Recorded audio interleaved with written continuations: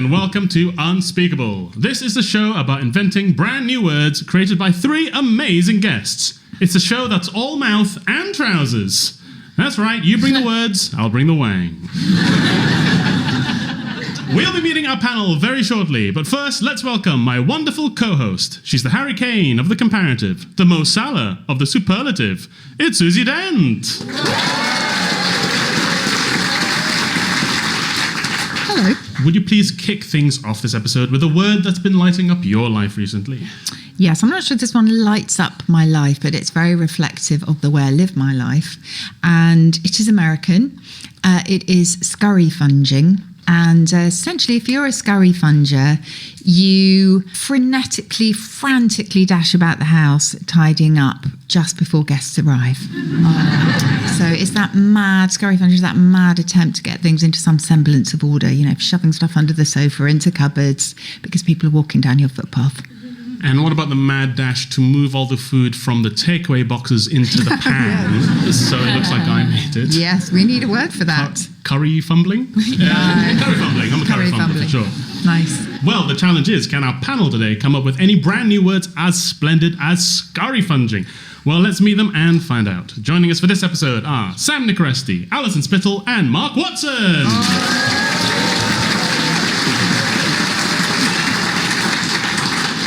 Sam, thank you so much for joining us. Sam, you are from Birmingham. Are there any Brummy words you like that you think the rest of us should use? I think you have to be quite careful because, like, the Black Country is really where the slang is at. I think Tarara bit is ours as a way of saying goodbye on the phone. Tarara bit. And also, my favourite, yampy, to be like a foolish person. To be you're a bit yampy. And someone from the Black Country is called a yam-yam, so you can be a yam-yam-yampy. And if you say goodbye to someone called Tara, is Tara Tara? Tara a bit, yeah. Yam-yam-yampy. In the early days of telephony, in order to just finish the phone call with aplomb, the caller would simply say, "That is all," and put the phone down. Imagine if you could do that in conversations today. It would be so good, wouldn't it? Not even just on the phone. I'd love to be able to just say to people, "Yeah, that is all." You should make more autistic friends. That is how...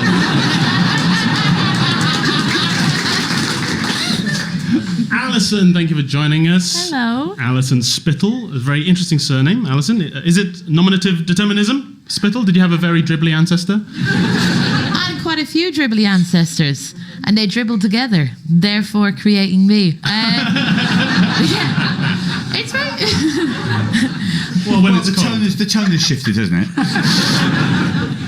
Mark, thank you for joining us, Mark Watson. Now, you're known for performing these incredible shows that last 24 hours straight for charity. Have you ever literally run out of words on those? Yeah, there was one time about 15 or 16 hours on stage, and someone offered to get me food, and what you want in that sort of situation is pasta or something to build energy, but I just was tired enough that I couldn't think of the phrase spaghetti bolognese. And, it's very odd having to try and describe long pasta. It sounded like I was asking for this incredible delicacy. So the long pasta, it's sort of a meat, and after about half a minute, someone said bolognese, and it's just it had gone. Yeah. What happens if you do run out of words in a charity show? Do the charity get nothing? In fact, the charity lose money. Sorry, Pudsey. They have to pay me. Yeah. Right, well, let's play Unspeakable. Each of our guests has come armed with a brand new word of their own invention that describes an experience, emotion, object, or sensation that currently has no word to define it. Whichever word I deem to be the most useful for humanity will be added to the one true book of books. No, not my favorite dating manual, Sun Tzu's The Art of War. I'm talking about the Unspeakable Dictionary. So let's start the game with our first word, which comes from Mark Watson. Mark, please give us your word with a brief definition and tell us why we need it. This doesn't trip off the tongue. It's not the easiest word to say, but my word is lethargy, and it describes the feeling when you can't be bothered to get out of bed for a wee, but you also know you won't be able to go back to sleep unless you do. This happens to me almost every night of my life, I would say. Every single morning for me. Yeah, it'll be like 6 a.m. I need that one more hour, but I can't wee in bed. No, this is the thing. What it comes down to is you cannot wee in bed, basically. So it's not a winnable battle, but it's incredible how long you will put it off for sometimes. It's especially dangerous for me because my electric blanket is from Temu. And what a way to go that would be. R.I.P. Phil Wang, taken from us too soon, pissing on his own electric blanket. He died doing what he loved. supporting the Chinese economy.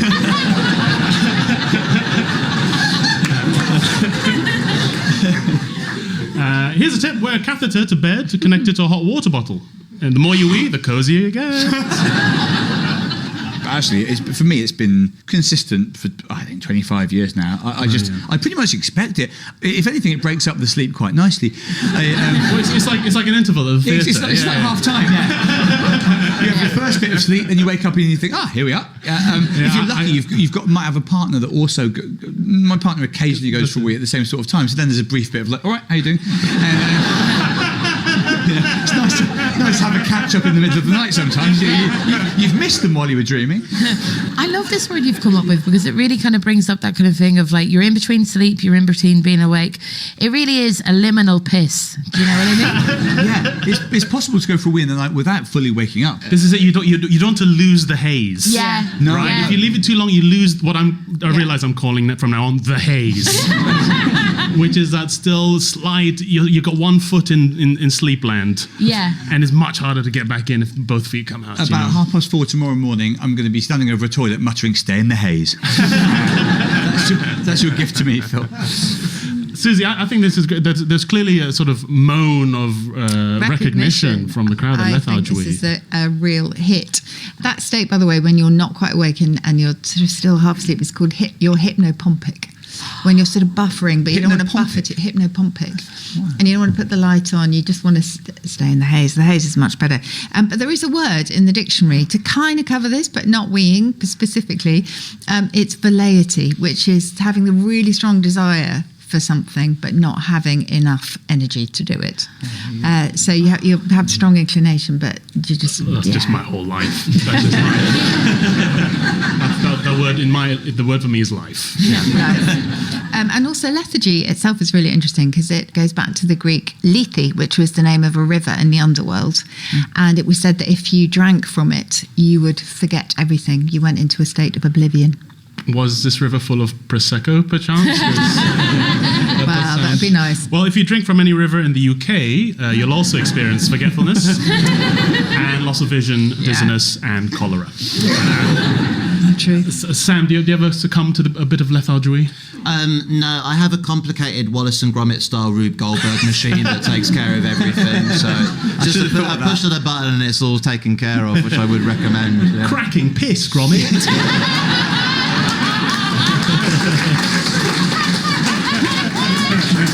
You don't see him go to the toilet a lot in those movies.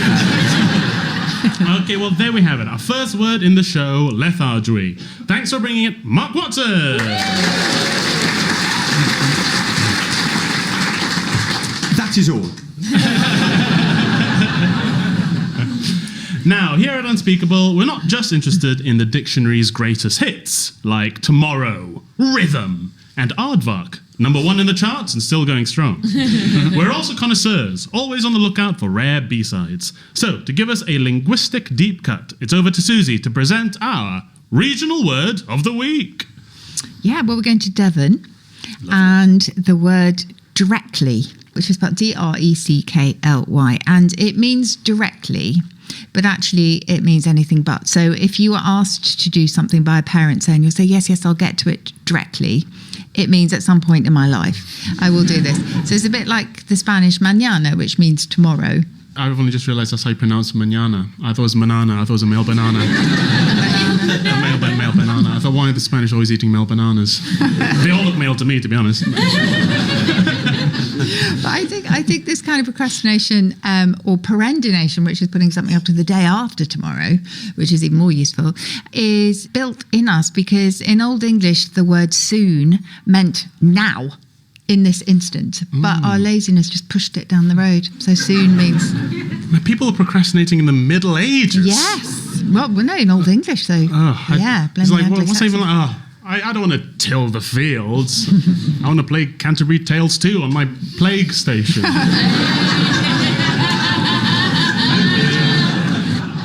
Thank you, Susie. Okay, now it is time to discover our second newly created word of the show, and this has been brought to us by Alison Spittle.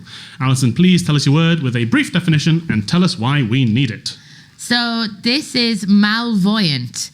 And malvoyant is a word that I thought was real, but I actually made it up. So it's a cross between malevolent and clairvoyant, and I use it to describe psychics that I've experienced that have bad energy. You know, I've had a few. Actually, I think I've had more psychics with bad energy than I have with good energy. Maybe because they're liars. There's something untrustworthy about this con man. I know,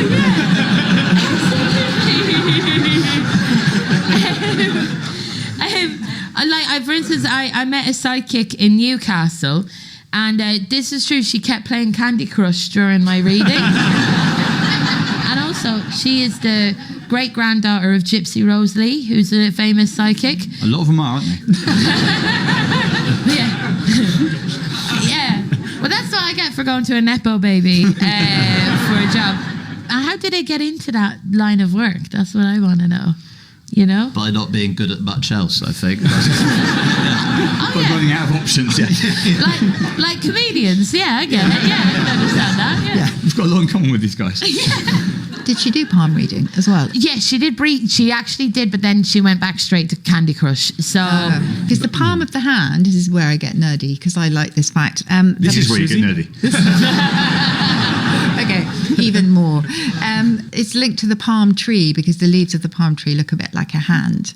But also, in ancient contests, the winning athletes would receive a branch of a palm tree and it would be placed in the hand of the victor in a contest. Oh. So palms and palm trees were related. If I were a gladiator and I just want to fight to the death in the Colosseum and all I got was a palm leaf, I feel a bit shortchanged. It'd be like winning a difficult quiz show and just getting a teapot. Oh, sorry, Susie, sorry. Sorry, I don't know what teapots. They are icons, as Mark will know.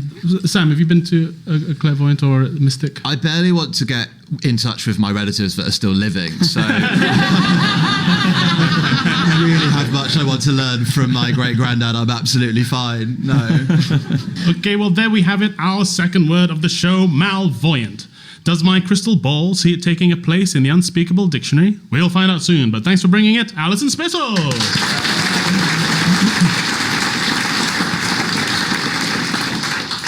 Now, here at Unspeakable, we run a tight ship. We welcome new words aboard, but you gotta behave. And any that misbehave must walk the plank and be sent down to the inky depths of the word jail. Our guests each have the chance to banish a verbal vandal now. So, Sam, let's start with you. What word would you like to get rid of for good? I'd quite like to get rid of crumpet.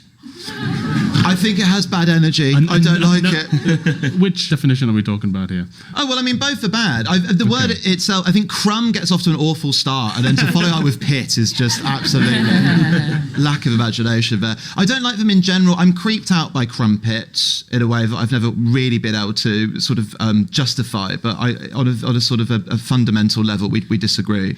Is it like texture? No, it's the holes. It's the hole. Yeah, it's the hole. It's like a muffin with acne.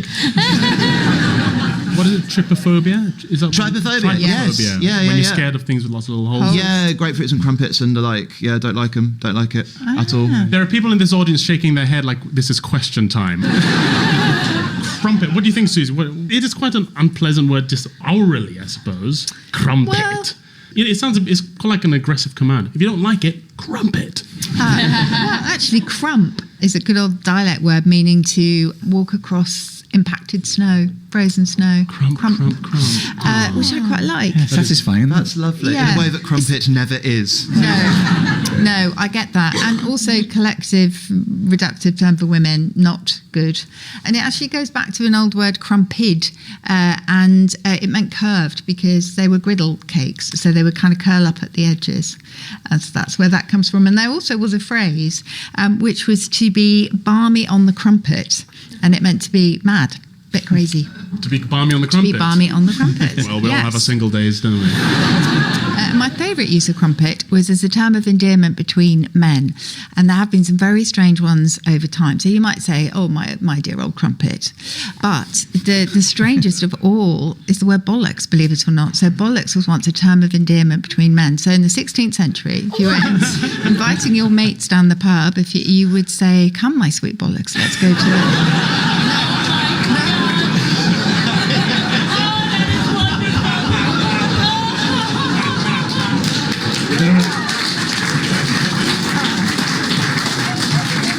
There are people who pay good money for you to say that to Yeah. their face. And I just got it for free. I don't feel like I deserve that. That's I'm not- amazing. So I'm just going down the pub with the bollocks. With Yes, my bollocks. it was actually a term of endearment. It's had quite a ride, the word bollocks. Please, can you take over now, Phil? It's always a thinking man's crumpet as well, Yes. isn't it? Good point. It was Joan Bakewell, wasn't it? Was the original Right. thinking man's crumpet. Okay. Who is Why should gorgeous Bakewell and very in? clever, but she shouldn't be a crumpet. Well, she's got Bakewell in the name. Oh, well, She's that's already true. a tart.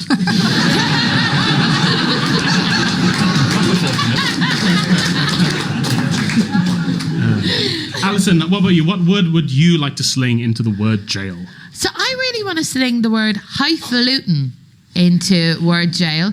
It's spelled HIGHFALUTIN, right? Now that looks to me like allergy medication. That does not look like a word that would describe. It's such a colloquial term for something that's like up itself, and it's such a weird, it's such a weird It's weird word. that the G is dropped for something that's meant to be hoity-toity, highfalutin. It makes you sound like a cowboy. It does, doesn't it? Rootin'. Highfalutin, Susie, where's highfalutin come from? It's a weird word. Yeah, it is. The honest answer is we don't know. So it may be a riff on high flying. There has never been a faluting all by itself. It's a bit of a linguistic fossil, so you'll only find it in that, like, what's the beck in beck and call, or what's the cob in cobweb, or the fro in to and fro. So it's one of those. But it was once spelt with a G, so the G was optional. I think it was originally US English and then came over here, just to mean pompous or pretentious, which clearly Alison thinks it is. Yeah, in Ireland we have this thing called notions, Yes. which means anyone with ambition. They have notions. Anyone wants to have a nice life. Yeah, absolutely. If someone gets a conservatory, then you're like, oh, they got notions. I like that. Mark, what about you? What word would you like to jail?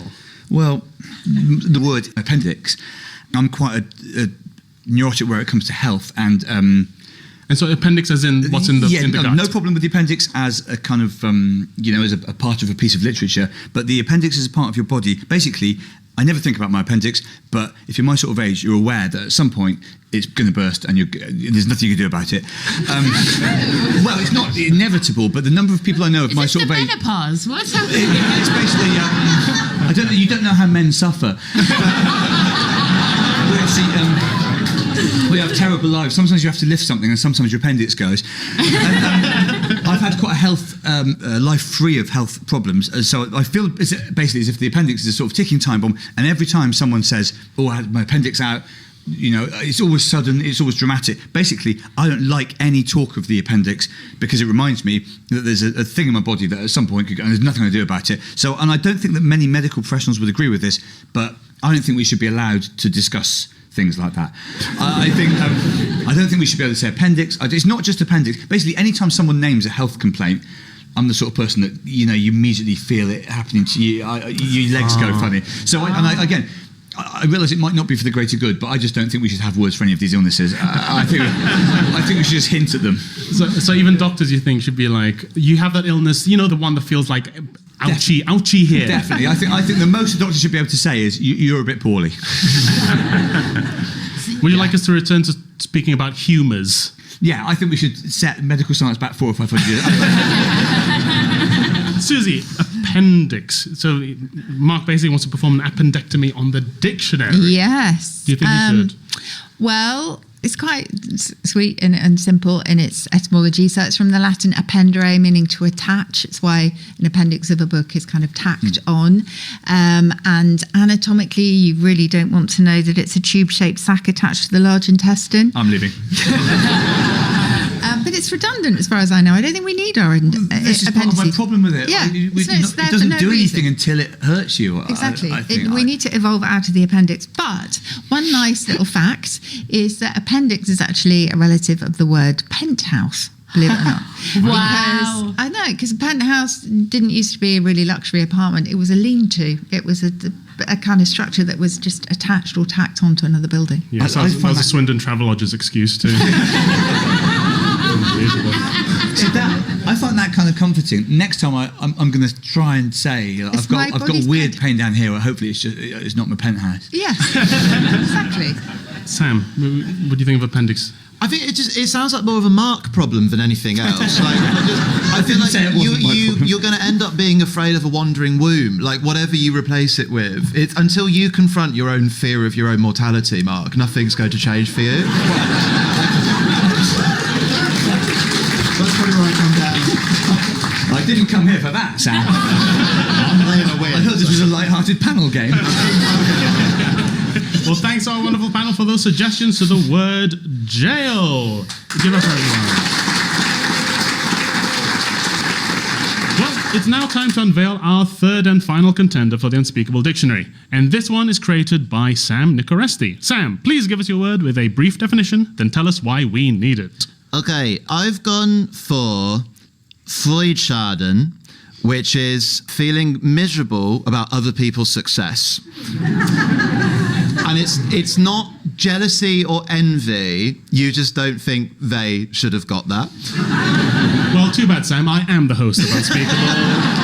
Get over it. Case in point.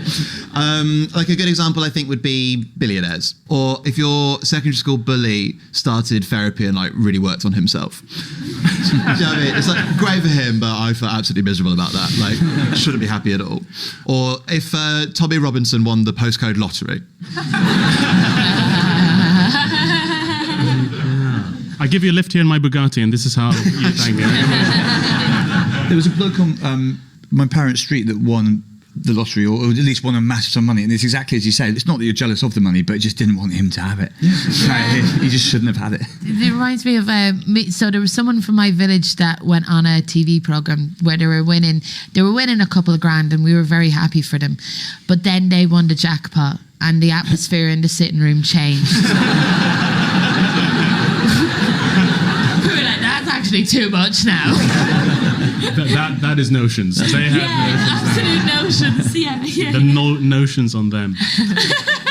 I actually experienced Schadenfreude, which is the joy or the misery that other people feel when they see how good my life is. That's right, I have 4 games consoles. 1 for each friend. With a spare. Susie, you must be excited. You love a German word. I do. I think this is very clever. You have a German Freude. German Freude? Is that like German Freude, I do, yeah. There you Dutch Freude. So yes, joy harm is kind of its literal translation. And we do sort of have a word for the opposite of Schadenfreude and for Freudeschaden, which I think is beautiful, and it's just gathering dust in the dictionary, and it's confelicity, which is joy in other people's happiness, which I think is beautiful. I thought confelicity was when you trick a posh woman. Oh, yes. Sorry. That joke made me sound like the Churchill dog there. That was great. Absolutely salivating. Yeah. There is also a nice word in the dictionary, which is, instead of a well-wisher, you have a well-wooder. It's a bit conditional. And a well-wooder is somebody who wishes someone else's success, but not as much as them. In other words, they themselves. So it's all right, you can go so far, but don't you dare beat me. There we have Sam's choice for a brand new word, Freudeschaden. Wonderful. Well, we now have all 3 words that our celebrities have brought to the show. Lethargy from Mark Watson, malvoyant from Alison Spittle, and Freudeschaden from Sam Nicarestie. The question is, which one deserves a place in the Unspeakable Dictionary? I am the Wang father. I'm the head of this family, capiche? And what I say goes, and I've decided that our winner is... I have to give it to Lethargy from Mark Watson.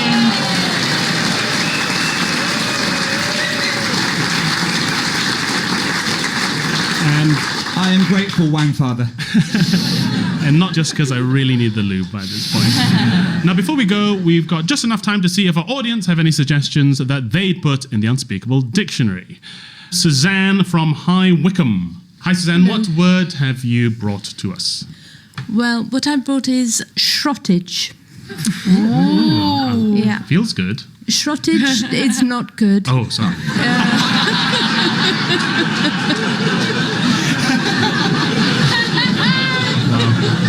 Fallen the first hurdle there. Shrottage is from the derivation of shower and rot, and it's that I thought it was all cottage. that I was like, cool, stuff The that you mould. get in the plug hole. You know. And who's going to take it out? Yes. Not You Suzanne. were right not to hype it. Shrottage. I like shrottage. I think that's very clever. It's Yeah. just gunk that nobody wants, and it's a very clever word. Yeah, how does it get Yeah. like that? It's a consistency and colour that doesn't exist in nature. I don't know. How's it done that? Well done, Suzanne. You should be very impressed with how disgusted everyone was. Our final word, of course, goes to Susie. Susie, will you please send us on our way with a final verbal flourish? Yes, so this is one of my favourite recent discoveries, and it describes an older generation in France, particularly, when they've kind of reached the age when they greet each other not with "How was your holiday?" or, you know, "What are you up to tonight?" but instead in French they say "T'as mal eu?" "Where does it hurt?" And then they just exchange details of their respective aches and pains and their upcoming doctor's appointments, and they've consequently become known as the Tamaloos. So I love that word. Mark, you'd hate that, wouldn't you? Another reason not to go to France. Add it to the book. And on that note, we've reached the end of the show. Thank you very much to the always brilliant Susie Dent and to our guests, Allison Spittle, Sam Nicarestie, and Mark Watson. I'm Phil Wang, and this has been Unspeakable. Goodbye! Unspeakable was presented by Phil Wang and Susie Dent, with guests Alison Spittle, Sam Nicarestie, and Mark Watson. It was devised by Joe Valley, additional material was written by Matthew Crosby and Katie Story, and the producer was John Harvey. It's a Brown Bread production for BBC Radio 4.